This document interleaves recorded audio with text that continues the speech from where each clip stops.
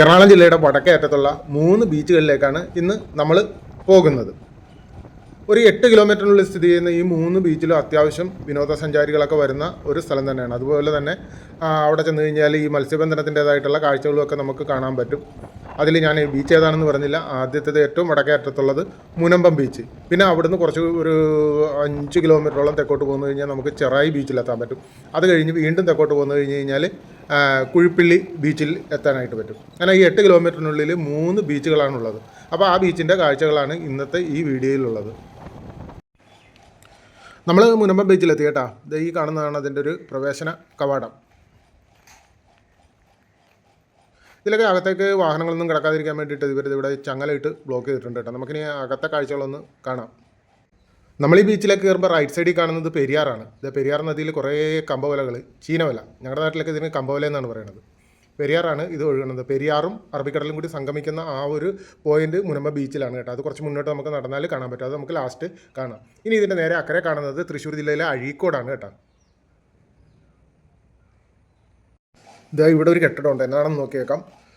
Tsunami പുനരധിവാസ പദ്ധതി tourism Munambam beach 2009 അന്നത്തെ ആഭ്യന്തര ടൂറിസം മന്ത്രിയായിരുന്ന ശ്രീ കോടിയേരി ബാലകൃഷ്ണൻ ഉദ്ഘാടനം ചെയ്ത ആ ഒരു പദ്ധതിയാണ്. ഇത് നീണ്ടു നിവർന്ന് കിടക്കുകയാണ് കേട്ടോ. അങ്ങോട്ട് അറ്റത്താണ് ഞാൻ നേരത്തെ പറഞ്ഞ പെരിയാറും അറബിക്കടലും കൂടി സംഗമിക്കുന്ന ആ ഒരു സ്ഥലമുള്ളത്. ഇതൊരു വന്നിട്ട് നാഷണൽ ഹൈവേ പോലെയാണ് കിടക്കുന്നത്. 2 കളർ അടിച്ചിട്ട് കിടക്കണം കേട്ടോ. ഇവിടെ ഏതോ ഒരു ബോർഡ് വെച്ചിട്ടുണ്ട്, അതും കൂടി എന്നാണെന്ന് നോക്കിയേക്കാം. വൈപ്പിൻ ബ്ലോക്ക് പഞ്ചായത്ത് കുഴിപ്പള്ളി ഹരിത വിനോദ സഞ്ചാര കേന്ദ്രം മുനമ്പം സുവർണതീരം ബീച്ച്. അപ്പോൾ സുവർണതീരം ബീച്ച് അങ്ങനെ ഒരു പേരും കൂടി ഇതിനുണ്ടെന്ന് തോന്നുന്നു കേട്ടോ. ഇവിടെ ഒരു ഐസ്ക്രീം പാർലറുണ്ടേ, അത് സ്കീഡാണ്. ഇപ്പോൾ രാവിലെ ആയതുകൊണ്ട് അടച്ചിട്ടിരിക്കുകയാണ്. ഇനി ഉച്ച കഴിഞ്ഞ് വൈകുന്നേരം ആൾക്കാരൊക്കെ വരുമ്പോഴത്തേക്ക് ഇതൊക്കെ സജീവമാകുമായിരിക്കും. ഇവിടെ ഈ തെരുവ് പട്ടികളും ഉണ്ട്, ഒരെണ്ണമല്ല കേട്ടോ. അതേ ഇപ്പുറത്തും കിടപ്പുണ്ട്, കുറേ എണ്ണമുണ്ട്. എല്ലാം ഒരേ കളറും ഒരേ വലിപ്പം, എല്ലാം ഒരേ ബ്രീഡാണെന്ന് തോന്നുന്നു കേട്ടോ. ഒരു ഫാമിലിയാണെന്ന് തോന്നുന്നു. ഒരുത്തനെ നോക്കുന്നത് കണ്ട. പക്ഷേ കാണാം, ഈ ഭാഗത്ത് ഒരെണ്ണം കിടപ്പുണ്ട്, അതേ കളറിലുള്ള ഒരെണ്ണം. ബീച്ചൊക്കെ നല്ല നീറ്റ് ആൻഡ് ക്ലീൻ ആണ് കേട്ടോ. എങ്ങും ഒരു ചപ്പ് ചവറോ ഒന്നുമില്ല കേട്ടോ. ഒരു പ്ലാസ്റ്റിക് വേസ്റ്റ് അങ്ങനെ ഒന്നും കാണാനില്ല. ഇതുപോലത്തെ വേസ്റ്റ് ബിന്നുകൾ ഇതിൻ്റെ പല ഭാഗത്തും ഇരിപ്പുണ്ട്. അപ്പോൾ അതെല്ലാം നല്ല രീതിയിൽ ഉപയോഗിക്കുന്നുണ്ടെന്ന് വേണം മനസ്സിലാക്കാനായിട്ട്. അടുത്തൊരു ഐസ്ക്രീം പാർലർ ലാസ, അതിൻ്റെ അപ്പുറത്ത് ഒരു ഗോപുരം പോലെ എന്തോ ഒരു സംഭവം ഉണ്ട് കേട്ടോ. ഇതൊരു വാച്ച് ടവറാണെന്നാണ് തോന്നുന്നത്. മേളിലോട്ട് കയറാനായിട്ട് സ്റ്റെപ്പൊക്കെ ഉണ്ടേ. താഴെ ഒരു ഗ്രീൻ ഫീൽഡ് നല്ല പച്ചപ്പായിട്ട് കിടക്കണുണ്ട്. അവിടെ ഒരു ക്രിക്കറ്റ് പിച്ചുണ്ട്, അതിൻ്റെ അപ്പുറത്തൊരു ഫുട്ബോൾ ഗ്രൗണ്ടുണ്ട്. ഇങ്ങനെ ഈ താഴത്തെ ഗ്രീൻ ഫീൽഡും മേളിലത്തെ ആ നീലാകാശമൊക്കെ ചേർന്നിട്ടുള്ള ആ ഒരു ഫ്രെയിം നല്ല രസമുണ്ട് കാണാനായിട്ട്. നമ്മൾ മുന്നോട്ട് പോകുന്നതിൻ്റെ ഇടതുവശത്തെ കടൽ കുറച്ച് ഉള്ളിലേക്ക് കയറിയിട്ട് ഒരു എൽ ഷേപ്പിലാണുള്ളത്. ആ ഭാഗത്ത് നിന്ന് കുറച്ച് പേര് വലയൊക്കെ വീശുന്നുണ്ട്.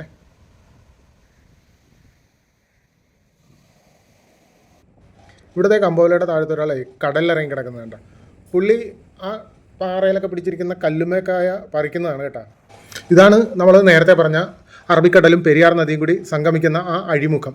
ആ അഴിമുഖത്തിൻ്റെ ഭാഗത്തൊരു 4 ചെറുവെള്ളത്തേക്ക് കിടന്ന് ചൂണ്ടയിടുന്നുണ്ട്. നല്ല ഭംഗിയില്ല കാണാനായിട്ട്. നമ്മളിപ്പോൾ നിൽക്കുന്ന ആ ഒരു ഭാഗം എന്ന് പറയുന്നത് എറണാകുളം ജില്ല, അതിൻ്റെ മറുകര തൃശ്ശൂർ ജില്ലയാണ് കേട്ടോ. ഇത് ഒരു ഫിഷിംഗ് ബോട്ട് കടലിൽ നിന്നും മീൻപിടുത്തമൊക്കെ കഴിഞ്ഞ് ഹാർബറിലേക്ക് പോകുന്ന ഭാഗമാണ് ഇപ്പോൾ കണ്ടുകൊണ്ടിരിക്കുന്നത്. ചിലപ്പോൾ ഇത് മുനമ്പം ഹാർബറിലേക്കായിരിക്കാം, അല്ലെങ്കിൽ മുനമ്പം ഹാർബറിൻ്റെ നേരെ ഓപ്പോസിറ്റ് തൃശ്ശൂർ ജില്ലയിലുള്ള അഴീക്കോട് ഹാർബറിലേക്കായിരിക്കും പോകുന്നത്. ഏതായാലും രണ്ടിലേക്കും പോകുന്നതിന് ഈ ഒരു വഴിയാണ് ഉള്ളത്. ആ കടലിനോട് ചേർന്ന ഭാഗത്ത് 2 ചീനവലയുണ്ട്. അതിലൊരെണ്ണം ഉയർത്തുന്ന രംഗമാണ് നമ്മളിപ്പോൾ കണ്ടുകൊണ്ടിരിക്കുന്നത്. നമ്മൾ സാധാരണഗതിയിൽ ഈ കമ്പവല ഉയർത്തുക എന്ന് വെച്ച് കഴിഞ്ഞാൽ മനുഷ്യർ വലിച്ച് താത്തുകയും ഒക്കെയൊക്കെ ചെയ്യുന്ന രീതിയാണ് കണ്ടിട്ടുള്ളത്. പക്ഷേ ഇവിടെ കുറച്ചും കൂടി വ്യത്യസ്തമായിട്ട് ഒരു ബൈക്ക് വെച്ചിട്ട് ആ ബൈക്ക് ഈ കമ്പോലയുടെ കയറുമായിട്ട് കണക്ട് ചെയ്തിട്ട് ബൈക്ക് സ്റ്റാർട്ട് ചെയ്യുമ്പോഴത്തേക്ക് കമ്പോല ഉയരുന്നുണ്ട്. അതാണ് നമ്മളിവിടെ കണ്ടുകൊണ്ടിരിക്കുന്നത്. രാവിലെ ബീച്ചിൽ നടപ്പുകാരൊക്കെ ഉണ്ട് കേട്ടോ. ഇതേ ഒരു അച്ഛൻ കൈയൊക്കെ വീശി നല്ല എനർജറ്റിക്കായിട്ട് നടന്നു പോകുന്നുണ്ടോ. ഇന്ന് അത്യാവശ്യം മഴക്കാരൊക്കെ ഉള്ളൊരു ദിവസമാണ് കേട്ടോ. ചില സമയത്ത് മൂടിയിരിക്കും, അല്ലാത്ത സമയത്തൊക്കെ തെളിഞ്ഞിരിക്കും. രാവിലെ ഒരു മഴയുണ്ടായിരുന്നു. ഞാൻ ആ ഷിപ്പ്യാർഡിൻ്റെ ഭാഗത്ത് വന്നപ്പോഴത്തേക്ക് മഴയൊക്കെ നനഞ്ഞിട്ടാണ് ഇങ്ങോട്ട് പോകുന്നത്.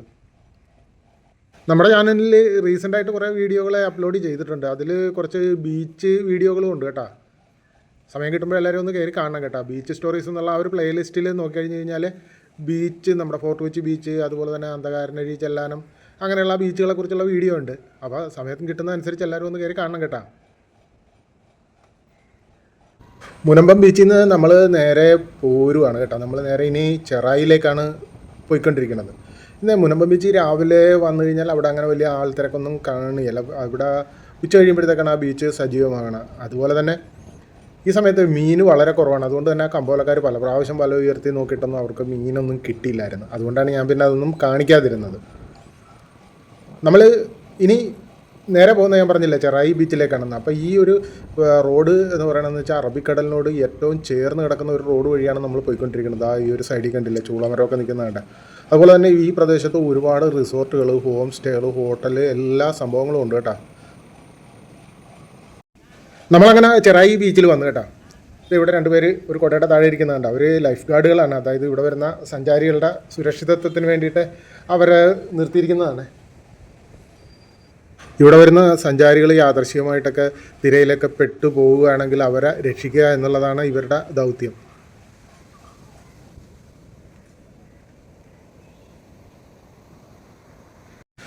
മുനമ്പത്തെ പോലെ അല്ല കേട്ടോ, ഇവിടെ സഞ്ചാരികളൊക്കെ എത്തിത്തുടങ്ങിയിട്ടുണ്ട്. ഇപ്പോൾ ഏകദേശം ഒരു 10 മണിയൊക്കെ കഴിഞ്ഞതല്ല, അപ്പോൾ തന്നെ ആൾക്കാരൊക്കെ വന്നു തുടങ്ങി. ആ കിടക്കുന്നത് നമ്മളിപ്പോൾ കണ്ട വണ്ടി അത് തമിഴ്നാട് രജിസ്ട്രേഷൻ വണ്ടിയാണ്. ഇവിടെ ഒരു വലിയൊരു ബസ് കിടപ്പുണ്ട്, അതിൽ നിറയെ ആൾക്കാർ വന്നിട്ടുണ്ട്. അത് ആന്ധ്ര വണ്ടിയാണ് കേട്ടോ. അത് അവരിത് ഇവിടെ ഫുഡൊക്കെ പാകം ചെയ്യുന്നുണ്ട്.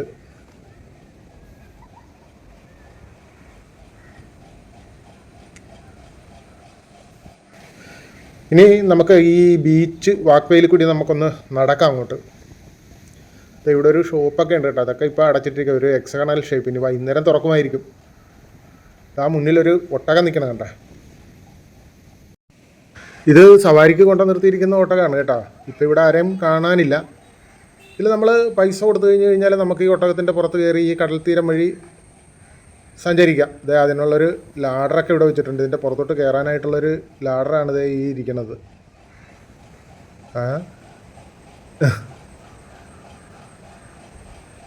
എന്നെ ഇഷ്ടപ്പെട്ടില്ലെന്ന് തോന്നുന്നു, പുള്ളി മുഖം തിരിച്ച് കളഞ്ഞ്.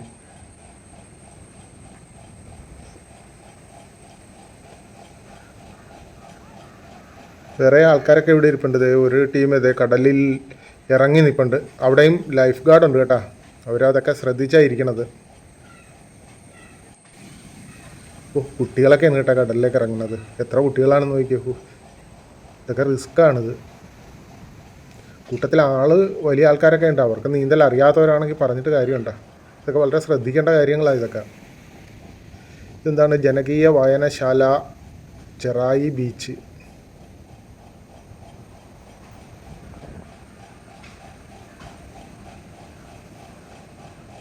അപ്പം നമുക്ക് ഈ വാക്ക്വേയുടെ അതേ അറ്റത്ത് നമ്മൾ എത്താറായി. ഇനി ചെറായി ബീച്ചിൽ ഇതൊക്കെയാണ് കാഴ്ചകളുള്ളത്. വൈകുന്നേരം ആകുമ്പോഴത്തേക്ക് കൂടുതൽ ആൾക്കാരൊക്കെ വരും. അതുപോലെ തന്നെ മുനമ്പത്തേക്കാളും കൂടുതൽ ആൾക്കാർ വരുന്ന ഒരു സ്ഥലമാണ് ഈ ചെറായി ബീച്ച് എന്നാണ് പറയുന്നത്. അപ്പോൾ നമുക്കിനി ഇവിടുന്ന് നേരെ അടുത്ത ഒരു 3 കിലോമീറ്റർ അപ്പുറത്തുള്ള ഒരു കുഴിപ്പള്ളി ബീച്ച് അങ്ങോട്ടാണ് പോകുന്നത്. അതിന് നമ്മൾ ചെറായിന്ന് കുഴിപ്പള്ളി ബീച്ചിലേക്ക് പോകുന്ന വഴിയാണ്. ഇത് അറബിക്കടലിനോട് ചേർന്നുള്ള ഒരു റോഡാണ്. റൈറ്റ് സൈഡിൽ അറബിക്കടലും ലെഫ്റ്റ് സൈഡിൽ ഒരു പുഴയാണ്. അത് ആ പുഴ പെരിയാറാണോ എന്ന് എനിക്കൊരു സംശയമുണ്ട്. ഈ ഒരു ഭാഗത്ത് വന്നപ്പോഴത്തേക്ക് ഇത് എന്നാ ഒരു കാഴ്ചയാണെന്ന് നോക്കിയേ. റോഡിൻ്റെ ഒരു സൈഡിൽ ഈ മണലിൻ്റെ കടൽ ഭിത്തി, അതിലിങ്ങനെ പച്ച വള്ളി പടർന്ന് കിടക്കണത്. മുമ്പിലേക്ക് നോക്കിയേ കാറ്റാടി മരം. അതുപോലെ തന്നെ ആ നീല മേഘവും നീലക്കാലത്ത് വെള്ളയൊക്കെ ചേർന്നിട്ടുള്ള ഒരു കാഴ്ച. എന്നാ ഒരു ആംബിയൻസ് ആണെന്ന് നോക്കിയേ. നമ്മൾ ആ തീരദേശ റോഡിൽ കൂടി വന്നപ്പോഴത്തേക്ക് ഇടത്തോട്ടൊരു ചെറിയ റോഡ് കണ്ടത് ഒന്ന് കയറി നോക്കിയതാണ്. ഇതേ കണ്ട അവിടെ കണ്ടൊരു കാഴ്ച കണ്ട. എന്നാ ഭംഗിയാണെന്ന് നോക്കിയേ. ഇത് പുഴയാണോ കായലാണോ അതാ ചെമ്മീൻ കെട്ടാണോ എന്നൊന്നും അറിയത്തില്ല കേട്ടോ. ഏതായാലും അതിൻ്റെ നടുക്കൂടിയുള്ള ആ ഒരു റോഡ് അതൊക്കെ നല്ല ഭംഗിയുണ്ട് കാണാനായിട്ട്. അതുപോലെ തന്നെ ആ റോഡിൻ്റെ സൈഡ് ഭിത്തിയിൽ ഒരു പില്ലറൊക്കെ പണിതിട്ടുണ്ട്. അതിൻ്റെ ഒന്നും പണി പൂർത്തിയായിട്ടില്ല. ഇനി ഇതൊക്കെ പൂർത്തിയാക്കിയിട്ട് പെയിൻ്റൊക്കെ അടിച്ച് കഴിയുമ്പോഴത്തേക്കത് നല്ല ഭംഗിയായിരിക്കും കാണാനായിട്ട്. ഇതോ അങ്ങ് നോക്കിയാൽ അതിൻ്റെ ആ വെള്ളത്തിൻ്റെ നടുക്കൊരു തുരുത്ത് കണ്ട. അതുപോലെ തന്നെ ഈ ബണ്ടേ കൂടി ഒരു ഓട്ടോറിക്ഷ വരുന്ന കണ്ട.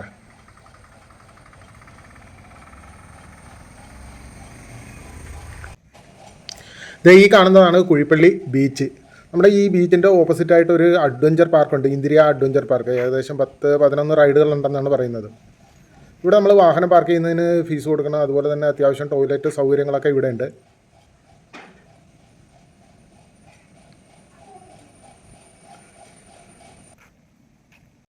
ഇനി നമുക്ക് ബീച്ചിൻ്റെ ആ കടൽ തീരത്തേക്ക് നമുക്ക് പോകാം. അവിടെ ഒരു ഫ്ലോട്ടിംഗ് ബ്രിഡ്ജ് ഉണ്ട്. അതൊരു 100 മീറ്ററോളം കടലിൻ്റെ ഉള്ളിലേക്ക് ഇറക്കിയാണ് അത് സ്ഥാപിച്ചിരിക്കുന്നത്. നമുക്ക് അതിൽ കൂടി കയറി നടക്കാം. അതിനൊരു 120 രൂപയാണ് അവർ ഫീസ് വാങ്ങിക്കുന്നത്. ഇപ്പം നിലവിൽ ഈ ബ്രിഡ്ജ് അഴിച്ചു വെച്ചിരിക്കുകയാണ് കേട്ടോ. ഇവിടെയൊക്കെ നിറച്ച് തെരുവുനായ്ക്കൾ കിടപ്പുണ്ട്. ഫ്ലോട്ടിംഗ് ബ്രിഡ്ജിൽ കയറുന്നവർക്ക് ലൈഫ് ജാക്കറ്റ് കൊടുക്കുക, അതുപോലെ തന്നെ ലൈഫ് ഗാർഡിൻ്റെയൊക്കെ സേവനങ്ങളൊക്കെ ഉണ്ടായിരിക്കും. ഇപ്പോൾ ഇത് അഴിച്ചു വെച്ചിരിക്കുകയാണേ. ഇതാണ് ഞാൻ നേരത്തെ പറഞ്ഞ ആ ഫ്ലോട്ടിംഗ് ബ്രിഡ്ജ്. ഇതിപ്പോൾ കരക്കയറ്റി വെച്ചിരിക്കുകയാണ്. കാര്യം എന്താണെന്ന് വെച്ച് കഴിഞ്ഞാൽ ഇനിയിപ്പം മഴക്കാലമല്ലേ വരാൻ പോകുന്നത്. അപ്പോൾ ഈ കടൽ കൂടി ആ തിരയും കാര്യങ്ങളൊക്കെ അല്ലേ, അതുകൊണ്ട് ഇവർ ഇതെല്ലാം കരക്കയറ്റി വെച്ചിരിക്കുകയാണ്. ഇനി ഒരു ഓണത്തിൻ്റെ സമയത്തോടനുബന്ധിച്ച് ഇത് വീണ്ടും പുനഃസ്ഥാപിക്കും. അപ്പോൾ ആൾക്കാർക്ക് ഇതുവഴി കയറി ഈ ഫ്ലോട്ടിംഗ് ബ്രിഡ്ജ് വഴി കയറി കടലിലേക്ക് ഇറങ്ങാൻ പറ്റും.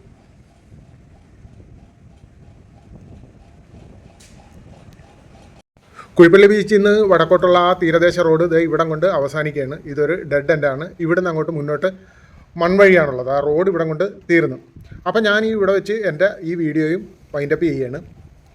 വീഡിയോ ഇഷ്ടപ്പെട്ടാൽ ലൈക്ക് ചെയ്യണം. അതുപോലെ തന്നെ നിങ്ങളുടെ അഭിപ്രായം എന്ത് തന്നെയാണെങ്കിലും അതൊരു കമൻറ്റായിട്ട് രേഖപ്പെടുത്തണം. പിന്നെ എൻ്റെ ഈ ചാനലൊന്ന് സബ്സ്ക്രൈബ് ചെയ്ത് എന്നെ ഒന്ന് സപ്പോർട്ട് ചെയ്യുകയും വേണം. ഇനി വേറൊരു വീഡിയോ ആയിട്ട് വരുന്നവരെ എല്ലാവർക്കും നന്ദി, നമസ്കാരം.